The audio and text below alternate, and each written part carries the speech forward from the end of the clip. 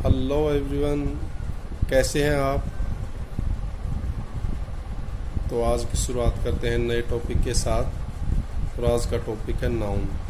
अब नाउन के बारे में, नाउन का आप पता भी है आपको, लेकिन ये वो नाउन जो आप सोच रहे हैं वो डील नहीं कर रहा हूँ। यहाँ पर मैं जो नाउन से रिलेटेड जो टॉपिक आपके लिए लेके आया हूँ वो कॉम्पिटिटिव एग्जाम में और इंग्लिश की बहुत सारी बारीकियों में काम आता है। और आप जब इस पूरे टॉपिक को, इस वीडियो को देखेंगे तो आपको लगेगा हाँ, हमने बहुत सारी इम्पोर्टेंट चीज़ें सीखी हैं, पढ़ी हैं। तो शुरुआत करते हैं। नया टॉपिक और काफ़ी इम्पोर्टेंट भी है हर तरह के स्टूडेंट के लिए। तो टॉपिक है नाउन। और नाउन में किसकी बात करेंगे? सिंगुलर और प्लूरल। सबसे पहले स्टार्ट करते हैं कलेक्टिव नाउन्स। अब कलेक्टिव नाउन का पता होना चाहिए। कलेक्टिव नाउन कैसे? एक कलेक्शन के तौर पर, एक संग्रह जब बन जाता है चीजों का। संग्रह कब बनेगा? A group of, a flock, a crowd of, a regiment, a herd, a congregation. अब ये सारे के सारे क्या है? एक ग्रुप को शो करते हैं, इंडिविजुअल नहीं है, ये ग्रुप है, इसीलिए इनका नाम है कलेक्टिव नाउन। फॉर एग्जाम्पल, अगर वस्तुओं की बात करें तो हम यूज करेंगे ग्रुप। और यहाँ पे ये भी पता लगेगा कॉम्पिटिटिव एग्जाम में भी किसके लिए, किसका ग्रुप है तो कौन सा वर्ड उसके लिए सूटेबल रहेगा। तो अगर वस्तुएं हैं तो उसका कहेंगे एक ग्रुप ऑफ। अगर सिप होता है भेड़, भेड़ अगर उनका ग्रुप है, उनका झुंड है तो उसके लिए यूज करते हैं फ्लॉक। ये नहीं आप उसके लिए ग्रुप कर दोगे तो गलत होगा। तो एक एप्रोप्रिएट वर्ड फिक्स है किसी भी पर्टिकुलर कलेक्शन या ग्रुप को शो करने के लिए। एक ग्रुप वस्तुओं का है तो एक ग्रुप ऑफ, भेड़ बकरियां है तो ए फ्लॉक ऑफ। आदमी, अगर आदमियों का ग्रुप है, भीड़ है तो उसको कहेंगे एक क्राउड।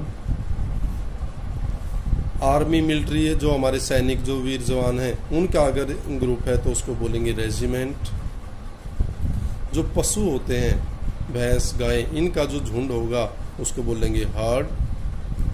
और जो पूजा करने वाले पुजारी कह लो आप, या जो उपासक है वो, उनका ग्रुप है, उसको बोलेंगे कॉन्ग्रीगेशन। और ये बहुत बार ये कॉन्ग्रीगेशन, रेजिमेंट, हर्ड ये पूछे भी जाते हैं सीटेट, एस्टेट या कई DSSB के एग्जाम के दौरान भी।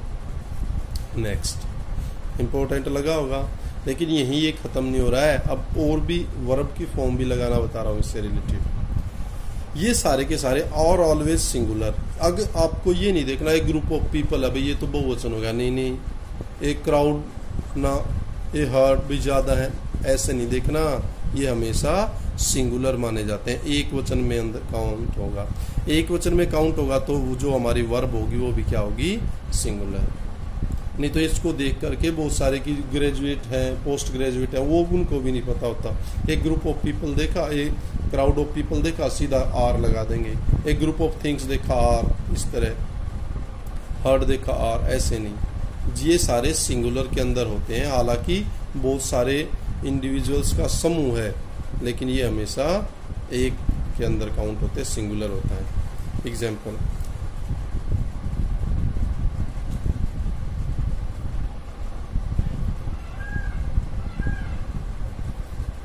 एक क्राउड ऑफ पीपल वो standing at the street corner. भी लोगों की एक भीड़ स्ट्रीट कॉर्नर के कॉर्नर पर खड़ी थी। ए फ्लॉक ऑफ शिप, भेड़ों का एक झुंड था, was grazing in the field, वो खेतों में चर रहा था।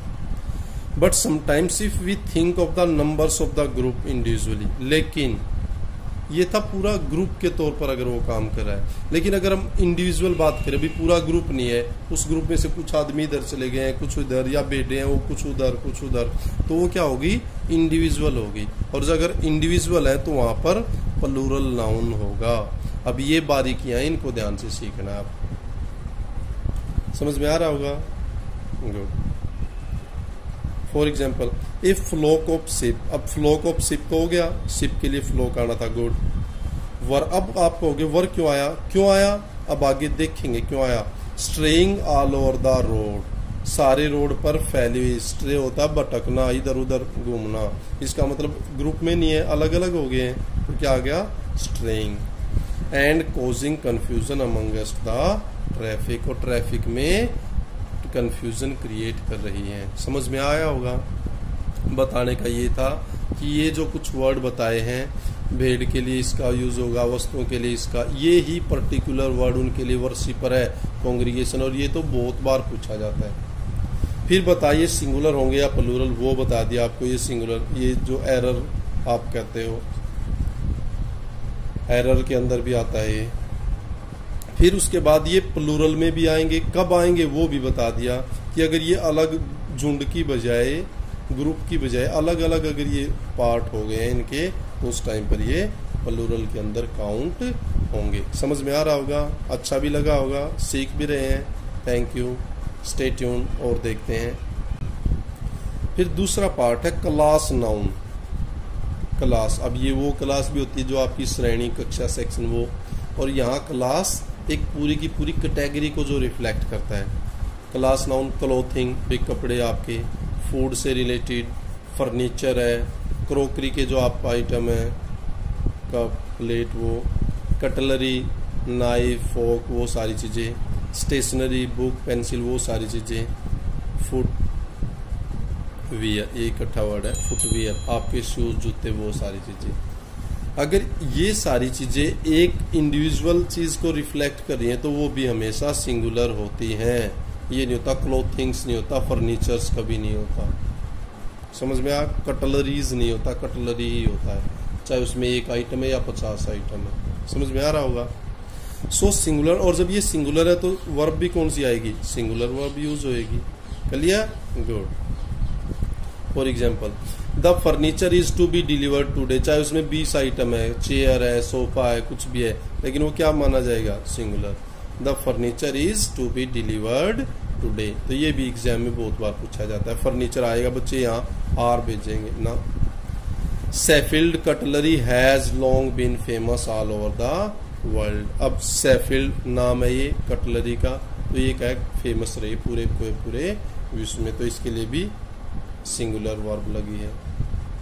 थर्ड, ये भी काफी इंपॉर्टेंट है, जितने भी पॉइंट है सारे के सारे इंपॉर्टेंट है और हर तरह के एग्जाम में लगभग पूछे जाते हैं। ए पेयर ऑफ वर्ड है। पेयर ऑफ का मतलब बहुत सारी चीजें ऐसी हैं जो जोड़े से बनती हैं। When applied to the things where two components are always thought together, वही बात है जो मैंने कहा है कि कुछ चीजें पूरे जोड़े के साथ ही काम करती हैं। जूते हैं, एक जोड़ा जूते, ट्राउजर है आपकी, दोनों टांगे होनी चाहिए, टोंग है, चिमटा, सीजर है, ये सारे क्या है, दोनों ही कंपोनेंट से तभी तो एक बनेगा। एक होगा तो कैंची होएगी, नहीं होएगी। तो जो पेयर ऑफ से बनी है चीजें, वो दैट पेयर ऑफ सीजर, जैसे अब ये कह रहा है दैट पेयर ऑफ सीजर्स। अब यहाँ सीजर्स को नहीं देखना आपको, इसको देखना, पेयर, पेयर का मतलब एक, और यहाँ क्या आ गया, बिलोंग्स, वर्ब की फर्स्ट फॉर्म के साथ एस और एस। फिर next, A pair of shoes. अब शूज को नहीं देखना, कभी शूज देख के वर्ड भर दो यहाँ। ए पेयर ऑफ आया हुआ है तो ए पेयर है तो यहाँ सिंगुलर आएगा, वो standing in the corner. Clear.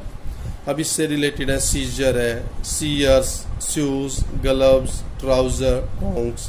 तो ये सारे के सारे जो भी कंपोनेंट हैं, जब ये पेयर में होते हैं, जोड़े में होते हैं, तभी इनका नाम कैंची है, नहीं तो एक पार्ट है तो कौन कहेगा कैंची। तो इसलिए अब ये सारे के सारे दो कंपोनेंट से मिलके बने हैं, और दो कंपोनेंट से मिलके बने हैं तो एक को शो करते हैं, तो उससे रिलेटेड हमेशा सिंगुलर वर्ब का ही यूज होता है। समझ में आया होगा, इंपॉर्टेंट भी है, और जो बच्चे एग्जाम देते हैं उनको लगा भी होगा हाँ भाई ऐसा ही होता है। Good. Next, but if we omit the words of a pair of, लेकिन अगर आप ए पेयर ऑफ खत्म कर दो, अब क्या है, ए पेयर है, ऑफ है तो सिंगुलर है, और पेयर ऑफ खत्म कर दिया, वी यूज प्लूरल वर्ब। फिर यू नहीं है भाई, सर ने बताया था भाई सिंगुलर, फिर ये प्लूरल हो जाएगा। Those scissors belong to me. अब दोज सीजर, यहाँ पेयर ऑफ का कोई जिक्र नहीं है तो यहाँ क्या है, वर्ब की फर्स्ट फॉर्म, इसका मतलब ये प्लूरल हो गया और प्लूरल ही वर्ब आई।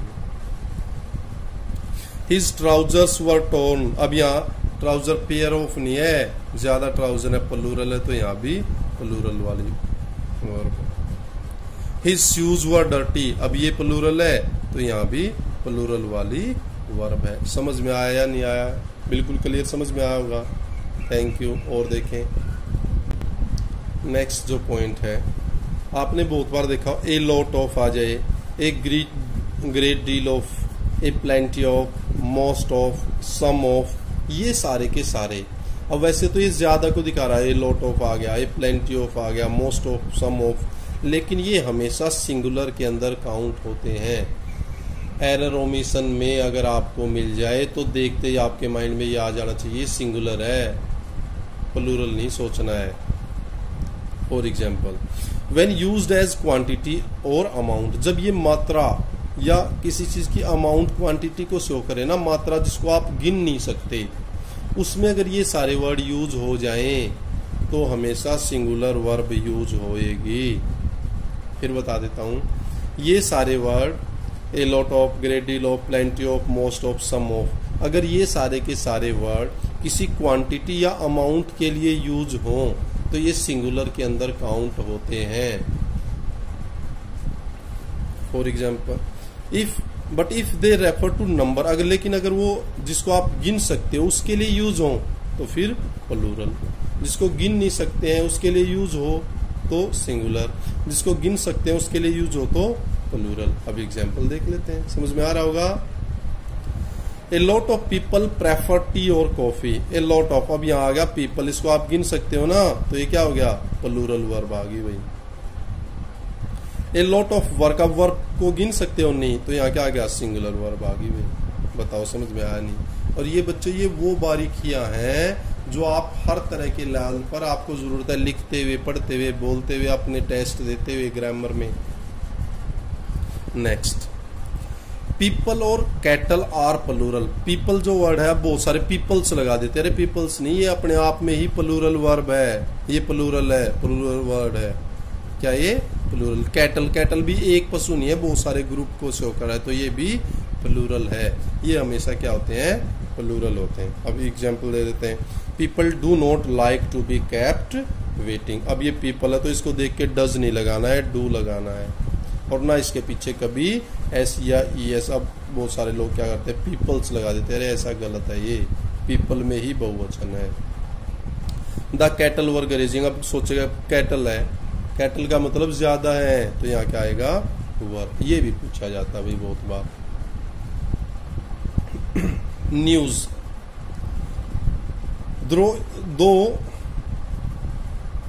दो इट हैज प्लूरल फॉर्म, हालांकि इसकी क्या है, प्लूरल फॉर्म है, बहुवचन की फॉर्म है। Is always treated as singular, लेकिन ये हमेशा सिंगुलर। अब कोई ऐसे देख के यूं देख ले तो बहुवचन है, अरे नहीं नहीं बहुवचन नहीं है, ये प्लूरल नहीं है, सिंगुलर है। Advice is never used in the plural, और एक वर्ड है एडवाइस, एक ये वाला वर्ड होता है ADVISE, ये वर्ब होती है एडवाइस, और ये एडवाइस है नाउन।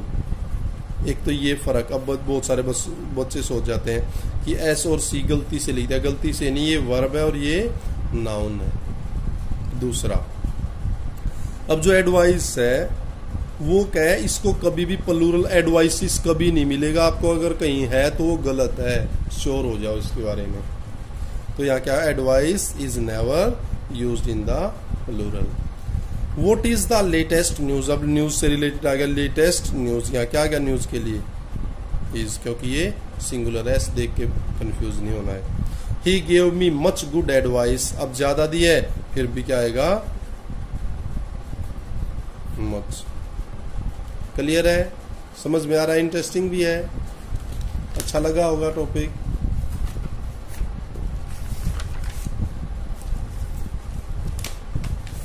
नेक्स्ट पॉइंट 7,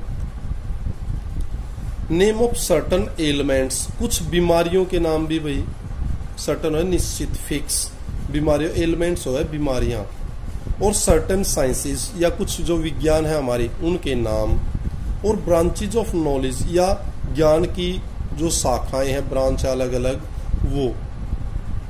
उनके एंड में क्या मिलता है, एस मिलता है। लेकिन उस एस को देख के आपको ये नहीं सोचना है प्लूरल है, वो क्या माने जाएंगे, वो सिंगुलर होंगे, ये बताना था।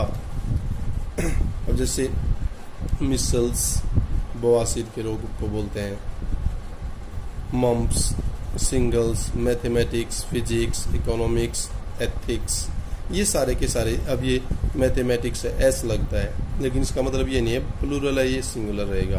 फिजिक्स एस लगता है, सिंगुलर होगा। इकोनॉमिक्स है, एस लगता है, सिंगुलर रहेगा। एथिक्स ये knowledge of, branch of knowledge है, विज्ञान आपकी जो नॉलेज है उससे जुड़ा हुआ है, तो इसमें भी ये भी सिंगुलर होगा। ये दोनों एलिमेंट है, बीमारियां हैं। But if the mathematics means mathematical calculation, अब यहाँ ये सब्जेक्ट है, लेकिन जब ये सब्जेक्ट ना हो बल्कि मैथमेटिकल कैलकुलेशन को शो कर रहा है, तो उस टाइम पर ये प्लूरल माना जाएगा। और जब इकोनॉमिक्स का मतलब इकोनॉमिक्स सब्जेक्ट ना हो करके इकोनॉमिक्स के फैक्ट की बात कर रहे हो, तो उस टाइम पर ये दोनों प्लूरल माने जाएंगे, सिंगुलर नहीं होंगे।